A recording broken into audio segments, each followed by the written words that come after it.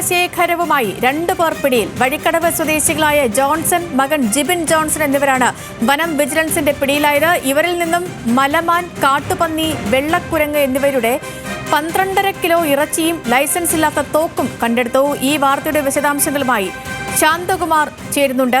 ശാന്തകുമാർ, പറയാം.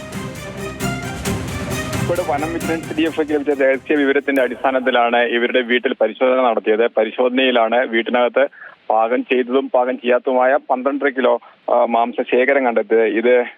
ഈ മാംസശേഖരം നേരത്തെ സൂചിപ്പിച്ചതുപോലെ തന്നെ മലമാൻ, അതുപോലെ തന്നെ വെള്ളക്കുരങ്ങ്, കാട്ടുപന്നി എന്നിവയുടേതാണെന്ന് പ്രതികൾ തന്നെ സമ്മതിച്ചിട്ടുണ്ട്. അതായത് അച്ഛനും മകനുമാണ് പിടിയിലായത്. ഇവർ വനത്തിനുള്ളിൽ നിന്നും ശേഖരിച്ചതാണ്. പിടികൂടി കൊലപ്പെടുത്തിയതിനു ശേഷം കൊണ്ടുവന്ന ഇറച്ചിയാണെന്നാണ് പറയുന്നത്.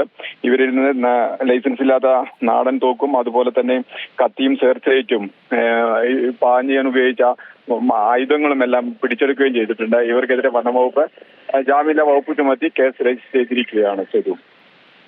ശരി. ശാന്തകുമാർ വെള്ളാലത്താണ് വിവരങ്ങൾ നൽകിയത്.